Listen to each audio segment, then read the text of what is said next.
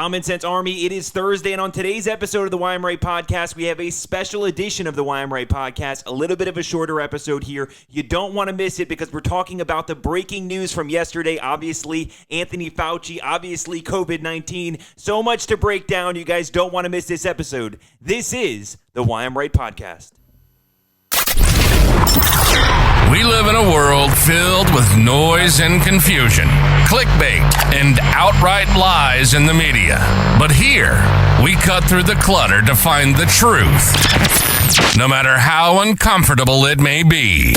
This is Why I'm Right, the podcast where we dig deeper, ask the tough questions, and unravel the tangled webs of political and current events. Join us as we dissect the latest news, analyze political rhetoric, and challenge the narratives that dominate the mainstream discourse. We're not shy. From dissecting the motives behind policy decisions to uncovering the hidden agendas of public figures, it's what we do. It's time to think for ourselves. This is Why I'm Right. And now your unafraid and unapologetic host, Matt Taylor. Right, this is the Why I'm Right podcast. If this is your first episode here, welcome to the show. If you're already a member of the Common Sense Army, you know what's going on. Welcome back.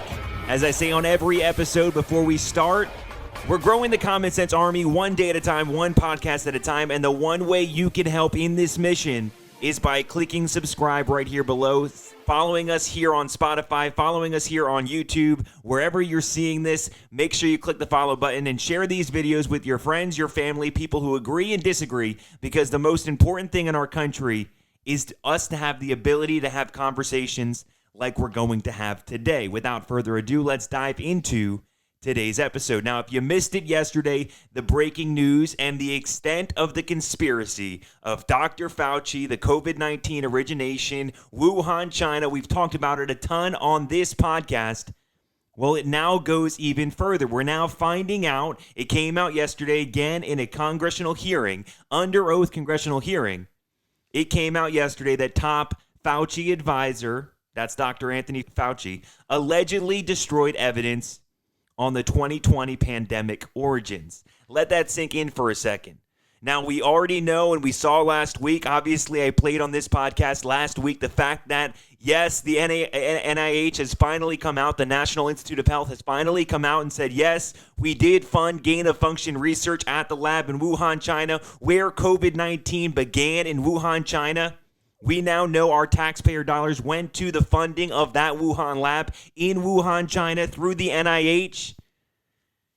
And now we're finding out that Fauci and his team were using unsecure servers, using private Gmails, using private emails, doing everything in their power to delete and destroy evidence, using FOIA, using so many different avenues in order to delete and destroy evidence of the 2020 origin of the COVID-19 virus, the pandemic. And we all know the backlash that's come from COVID-19. I say it all the time. Finally, there needs to be accountability, right? Our society has so many issues, especially at the top, where the people in power do things like this, cover up investigations, delete emails. Hillary Clinton famously deleted hundreds of thousands of emails on a private server. We're now finding out that Dr. Anthony Fauci and his team at the NIH and his team were deleting and destroying documents that would show that COVID-19 started in a lab in Wuhan, China. They tried to hide that from the public. Tried to hide in the emails that now have been leaked and have come out through this congressional hearing that explicitly say, yes, we know what happened in Wuhan, China. We know that we funded gain-of-function research, and they talk about it extensively in these email communications that have since been leaked.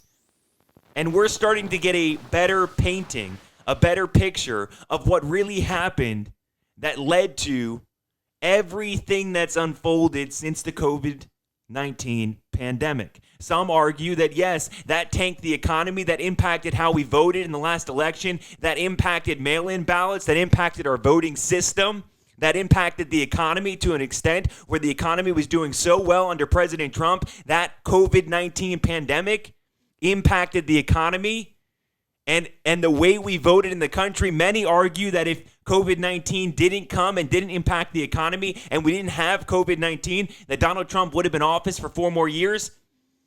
This series of events that could have been in this country, the series of events that could have been in this country if we knew the truth when it was going on.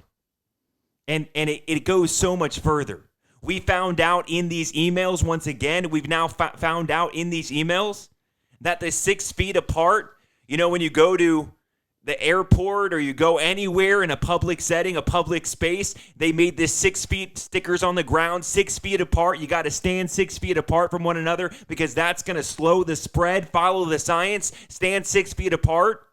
Well, we're now finding out that was not science. We're now finding out that there was no scientific evidence that said standing 6 feet apart, being 6 feet apart, wearing a mask, being 6 feet apart had any impact on the spread of COVID-19. We're finding out so many things. Imagine how many businesses could have been opened if they didn't have this 6-foot regulation that was pulled from someone's ass that we're now finding out had no scientific evidence to support that there was any kind of impact on COVID-19. Could you imagine what students could have done in schools? Schools wouldn't have had to been closed for so long. Students wouldn't have to, learned online or do online learning for over a year where they missed out on an entire year of socialization, which led to depression. We're now seeing that we're falling behind as a country in the education system. Could you imagine if all of this that we now know is factually just made up stuff wasn't enforced by the NIH, by Dr. Fauci, by our government? So much has come out, and so much is going to continue to come out. But here's my fear. These people who are in power, especially right now, and I don't want to make this political, but everything in our country right now is political. The people in power protect one another. The people in power, real power. I'm not talking about just the White House. I'm talking about the people that are pulling the strings behind the scenes, that are funding all of these campaigns, that are funding many things around the country, that are funding these big companies like BlackRock, State Street, Vanguard, all of this real power, right, that they eventually use to get government contracts to coat their own pockets. These emails expose, conspiracies from Dr. Fauci explicitly and from his team that, again, they were receiving kickbacks in these emails, which we've all known for a long period of time. Why'd they do COVID-19 the way that they did? Why did they try to push a vaccine the way that they did? And now we're finding out, well, hold on a second. If Fauci and his team and people in the NIH and individuals were receiving kickbacks and then deleting the information talking about those kickbacks, it now starts to make sense why things went the way they did during this pandemic. And it's time for us, the people, to not just sit back and say, hey, it's over, it's in the past, let's move on. That's what the liberals out there, whenever I talk about the 2020 election, whenever I talk about COVID-19, when things start coming out now, it's not enough to just say, okay, it happened, let's move on, let's be better next time. That's not enough anymore. When we're seeing the things going on and the extent that it happened, the extent of really the real conspiracy in this country, we can't just sit back and say, well, it happened, let's move on. No. There has to be accountability for the people that broke the law. There has to be accountability for Fauci, who lied under oath and explicitly told Congress, we did not fund, the NIH has not ever funded any kind of gain-of-function research at the Wuhan Institute of Virology in Wuhan, China, the same place where COVID-19 started. Well, hold on a second. Here's the thing. Last week, I played you the clip on this podcast. Last week, it came out from Dr. Tabik. It came out, who is now the head of the NIH, the president of the NIH, came out and said, hold on, we did do gain-of-function research at the lab in Wuhan, China, at the Wuhan Institute of Virology, where COVID was originated. We did, use taxpayer dollars to do that. Here's the thing. 2 things can't be true there. Either Dr. Fauci lied under oath when he said we didn't do gain-of-function research, or Tabik lied under oath when he said we did. Again, common sense army, that's you. Who do you think lied? The person that said and admitted things that we've now seen and evidence has now come out? Who lied? One of them lied. One of them needs to be held accountable. But I can tell you the one that lied under oath will not be held accountable because our government protects and the people in power protect one another. Because as I said, we now know there were kickbacks to Dr. Fauci, to his team, from these pharmaceutical companies that created the vaccine. And you think about it, those pharmaceutical companies that are funding campaigns have influence over the people who are in office making the laws, over the DOJ. They have political power, even though they're not in politics themselves, because they're funding these campaigns around the country. They're paying billions of dollars in advertisements to advertise Pfizer on your television. Travis Kelce, Taylor Swift, we've seen it. People need to open up their eyes and start seeing, okay, when we now have their leaked emails and they now have come out and we see that Dr. Fauci was receiving kickbacks to push a vaccine that we now know has caused people to have different kind of medical health issues because the vaccine was never tested the way normal vaccines are required to be tested in this country. We now see what happens when our government is corrupt. When the people who are making decisions, health decisions, that have the ability to say to the American people, do this or your grandma's going to die. Do this or you're going to be sick. Do this because we need to follow the science. And we now have seen in the leaked emails once again, we now have seen that they censored. Fauci was pushing YouTube and other social media platforms to censor doctors, Harvard-educated people in the medical field, censor their opinions if they disagreed with Fauci, who, again, I just told you, completely pulled out of his ass the 6 feet apart. There's no scientific evidence, even to this day, that supports being 6 feet apart somehow protects you from a virus like COVID-19 that, again, is a man-made virus that was done using gain-of-function research. 6 feet apart doesn't do shit. Wearing a mask doesn't do shit, because we now know there was a conspiracy behind what they tell you is the conspiracy theory. We now see the evidence that shows the money. Follow the money, folks.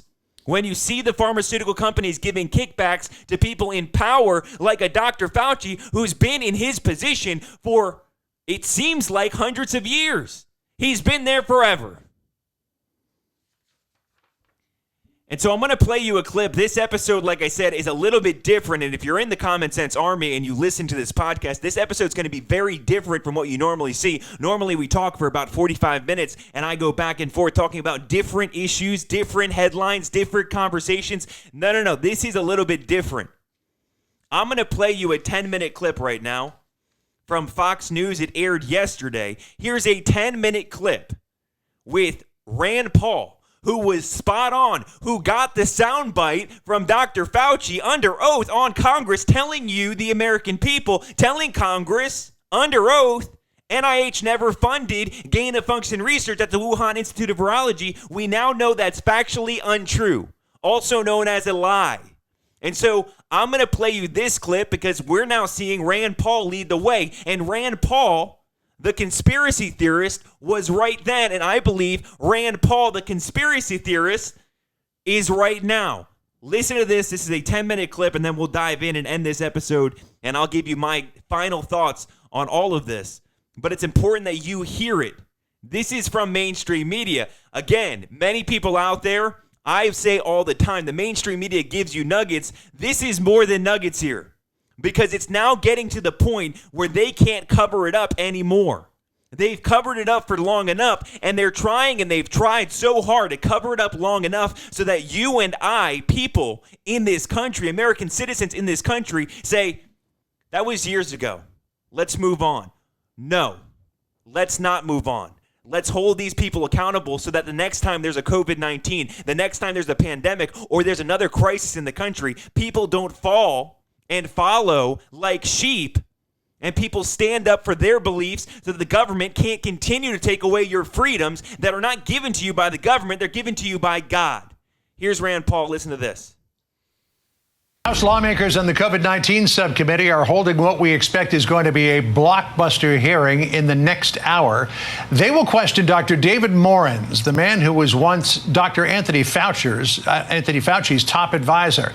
An investigation revealed that Morens bragged about how to make emails related to the pandemic, quote, disappear even after Freedom of Information Act requests. The subcommittee chair, Brad Wenstrup, joined us in our last hour. Listen here. He went out and said that, hey, put things on my Gmail so that I don't get FOIA'd. Well, we got his Gmails too. And the question is, did Dr. Fauci know about this? Did Dr. Collins know about this? Our next guest is calling for the DOJ to intervene. Let's bring in Republican Kentucky Senator Rand Paul. Senator, good to have you. I want to make sure that we set this up properly. We just got a whole download of emails from Dr. Morens, Daszak is in here, and others as well. One of the emails says, I can either send stuff to Tony, that would be Fauci, on his private Gmail or hand it to him at work or at his house. He's too smart to let colleagues send him stuff that could cause trouble. Another one, mine was erased long ago. I verified that today, and I feel pretty sure Tony's was too. The best way to avoid FOIA hassles is to delete all emails when you learn a subject is getting sensitive. You tweeted this out on Friday on X. You said, Fauci flunky and fixer David Morens must be prosecuted. What charges should he face? It's a felony to destroy records. It's a felony to destroy evidence. And so without question, Morens has admitted in his emails that he was destroying evidence, and he says in all likelihood Tony Fauci was too. Essentially, David Morens is Anthony Fauci's Michael Cohen. He's the fixer. He's the guy that is the back channel. He's the guy that's getting information to Tony that nobody can see, takes it in person. I mean, this sounds like the mob or something. It doesn't sound like high-ranking scientists. He's taking information that can be shredded and destroyed to Anthony Fauci outside of the system through email or through private delivery to his house. But it is a crime to destroy records. It is a crime to destroy evidence. And so I feel very certain that he should be prosecuted. I'm sending a letter to the Department of Justice. The question is, will the Department of Justice act? And frankly, if you were prosecuting this, what you would do is offer Morens some possible immunity if he'll testify to actually what Anthony Fauci was doing, since I believe Anthony Fauci was in charge of the entire conspiracy. So we finally learned from a House hearing the other day that what the NIH and Fauci have been denying for years, that the NIH and the federal government funded gain-of-function research at Wuhan was actually going on. Listen to Debbie Lesko questioning the NIH Principal Deputy Director Lawrence Tabak. Listen here. Did NIH fund gain-of-function research at the Wuhan Institute of Virology through EcoHealth? Yes, we did. Research that goes on in many, many labs around the country. It is not regulated, and the reason it's not regulated is it poses no threat or harm to anybody. You had believed that, Senator, all along, and now we finally learn it was true. Not only that, we now have FOIA'd emails where we have Anthony Fauci in his own words saying, we know what goes on in Wuhan is gain of function. That's why we're suspicious that this virus originated there and was manipulated. So everything he said in public, he said the opposite in private. But this is more than just some public individual, not telling the truth. He is lying to cover up his involvement in the research that was in Wuhan. The research went on for a decade. It was dangerous, gain-of-function research, and ultimately, we believe the virus came from the lab, and they deserve and will be held culpable by history. But you can't destroy evidence. You can't destroy emails. Someone's going to go to jail for this. I believe David Morens is guilty of destroying evidence, but he's also implicated Tony in saying, I think Tony has done this as well. Yeah. You also can't have a woman who's in charge of the computers. They name her and they say she's the FOIA lady. She's taught them how to remove things from the email, how to delete them. She's teaching them. And they asked the acting director, Lawrence Tabak from the NIH, is this standard NIH policy? And he says no. He's horrified by this. So the other big news today is 2 weeks ago, EcoHealth, which was doing this research with China, was debarred. They can no longer get money. Today they announced Peter Daszak. He's the one receiving all these emails from David Morens. He runs EcoHealth. He will no longer get tax dollars. So this is a good day for the taxpayer. All right, let's play Sherman and Peabody here and get in the Wayback Machine, you and I. And let's go back to May 11th, 2021, and this exchange between you and Dr. Anthony Fauci. You're fooling with Mother Nature here. You're allowing superviruses to be created with a 15% mortality. It's very dangerous. Again, we have not funded gain-of-function research on this virus in the Wuhan Institute of Virology. No matter how many times you say it, there was research. All right, so you've got Morenz here, who you think should be prosecuted. You've got Tabak saying, yes, there was NIH funding of the Wuhan Institute of Virology. And you have Fauci repeatedly telling you in a congressional hearing that it never happened. Could there be potential charges here for lying to Congress headed Fauci's way? Without question, because you also have the NIH now finally admitting malfeasance. They're going to say no more money for EcoHealth, no more money for the head of EcoHealth, Peter Daszak. Now, that's not necessarily a crime, but it's indication that something was going on that wasn't appropriate, but then the cover-up is the crime. Everybody says Watergate wasn't so much about the burglary, but about the cover-up. This cover-up is extensive. NIH has refused to give us the documents. I've been asking for over 2 years for documents from NIH. It's a complete cover-up. You've got the FOIA lady. You've got their person who's supposed to help you comply with releasing your emails, teaching them how to cover up. That is in all likelihood a crime. And what has to happen is we have to find a prosecutor who believes in justice to begin prosecuting this, because my guess is the FOIA lady might tell the truth if she's asked to talk about David Morenz. David Morenz might actually tell the truth if he is being prosecuted about Anthony Fauci. They're all connected, they were all covering up, and they were all deleting evidence and deleting records. Illegal and a felony. So one other big issue. Earlier this year, in January, I believe it was, a lot of big news when Anthony Fauci said that the 6-foot distancing thing just sort of appeared. That's a direct quote. Then we find out now from documents that were released that the then NIH director, Francis Collins, was telling Congress the same thing. Listen to this exchange. Do you recall science or evidence that supported the 6 feet distance? Collins, I do not. Question, is that I do not recall, or I do not see any evidence supporting 6 feet? Collins, I did not see evidence, but I'm not sure I would have been shown evidence at that point. Question, since then, it has been an awfully large topic. Have you seen any evidence since then supporting 6 feet? No. This is the most vaunted health investigatory agency on the flippin' planet, and they're making this stuff up. And think about the consequences of this. Schools couldn't open because they weren't big enough. They were talking about doubling and tripling the size of schools so they could be 6 feet apart. Kids were kept home for a year because of the science. Follow the science, 6 feet apart. There was no science. They made it up. But it's one thing to make up public policy, but it's another to inflict it on the children of our country. Staying at home for a year or 2 years was inexcusable and wrought incalculable damage on these young people, and yet they all got away with it. But worse even than these public pronouncements was Francis Collins saying in private to Anthony Fauci, take these people down. Take down these scientists that disagree with us. These scientists from Harvard, from Stanford, that have a different opinion about how we should do public health policy. Take them down. I mean, it really sounds like mob hits. It sounds like the mob talking. They have secret channels. The emails talk about secret back channels. They have a secret person like a courier. You know, how does Al-Qaeda transmit their information? By courier. How does the NIH do their transmission of information? By personal courier, so no one can see the evidence of what was in the messages.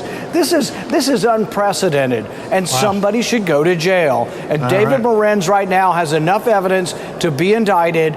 The problem is we're relying on Merrick Garland, whose feelings are still hurt because Republicans didn't like him enough to put him on the Supreme Court. But really, are there no other prosecutors in the land who would step forward, and actually do their job? He needs to be questioned under oath, under indictment. David Morenz does, but so does the FOIA lady, and so does Tony Fauci, because they're evidence they were all working together to delete evidence. Well, Congressman Wenstrup told us that they're basically issuing a criminal referral to the DOJ on Morenz, so we'll see where this goes, and we will see what this hearing has to hold beginning at 3:30. Senator, always good to catch up with you. Thanks for your time. Appreciate it. Thank you.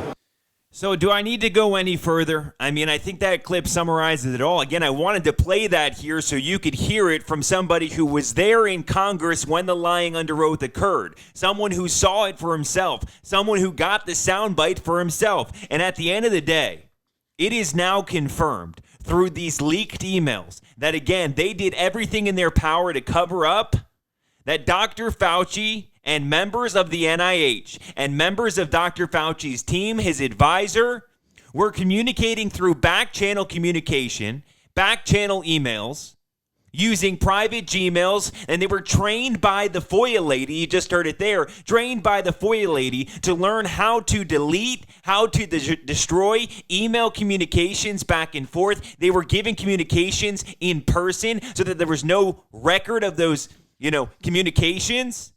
And we now have seen on those emails, on those communications, that they were discussing things like kickbacks. They were discussing things like the 6 feet being complete bullshit. They were discussing things like censoring and removing other scientists, other people in the medical world who had Harvard, Stanford, other degrees that disagreed with their narrative. That's what we're seeing right now on mainstream media all the time. You're censored on social media if your opinion is said not the one that the mainstream media is pushing forward. You start seeing, on social media right now, you see the little thing pop up, fact checkers independently fact checked this issue, and it's incorrect. There was a lie. There was, something wrong with this post. And so at the end of the day, it comes down to this.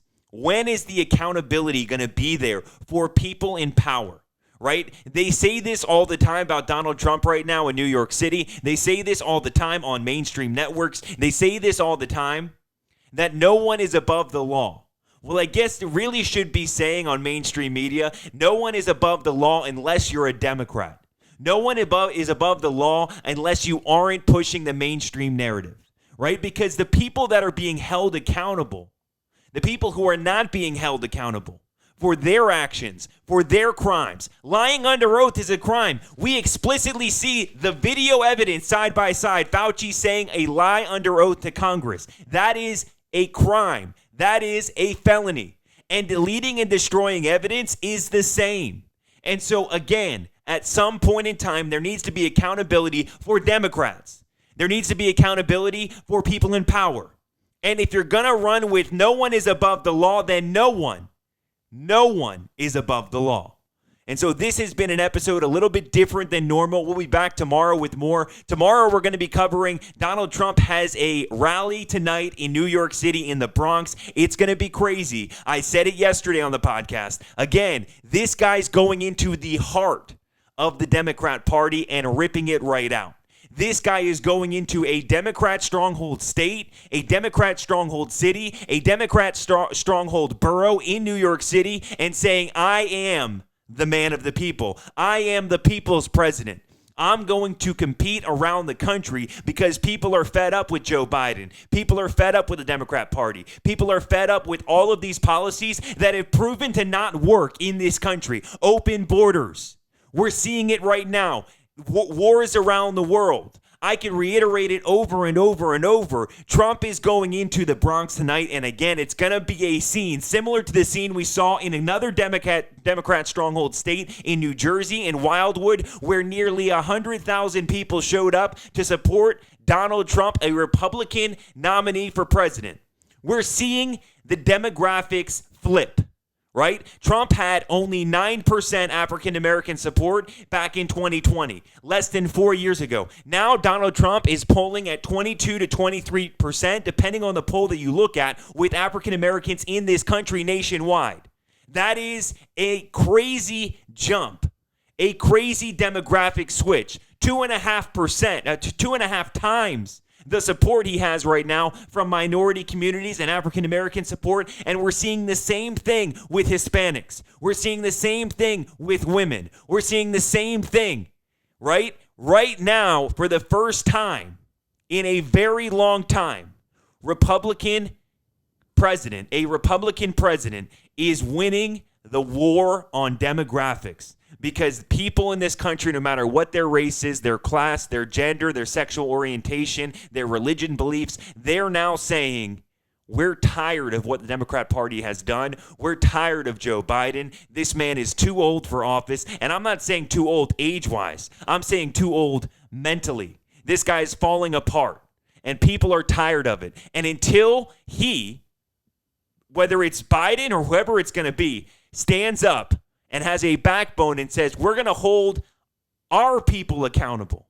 We're going to hold Fauci accountable. We're going to hold the same standard across the country. No matter what your political viewpoints are, no matter what you're pushing, you have the same standard. If no one is above the law, then no one is above the law. Hunter Biden included, Joe Biden included, Donald Trump included, Dr. Fauci included. No one is above the law.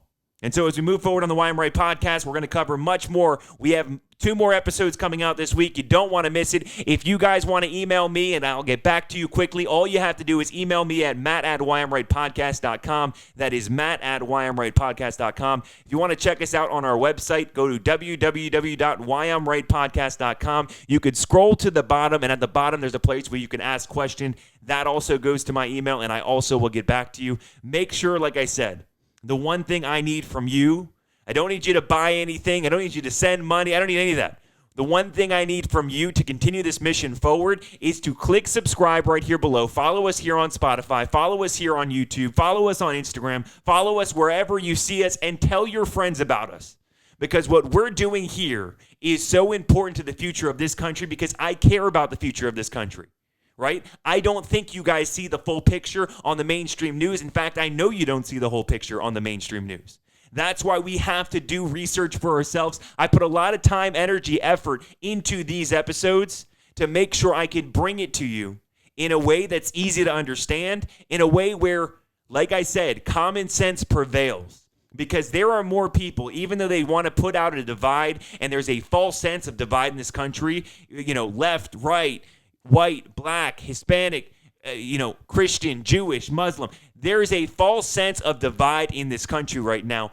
But I believe the one thing that holds us together are more people have common sense than you may believe. More people have common sense than the mainstream media wants you to believe. And more people have common sense in this country. And that's how we are going to survive here at the Common Sense Army, at the Why I'm Right podcast. And that's how we're going to continue to grow one day at a time, one podcast at a time. But I do need your help. So make sure you guys share these videos, and let's continue to grow the Common Sense Army. Let's continue the conversation, because we need to hold these people accountable.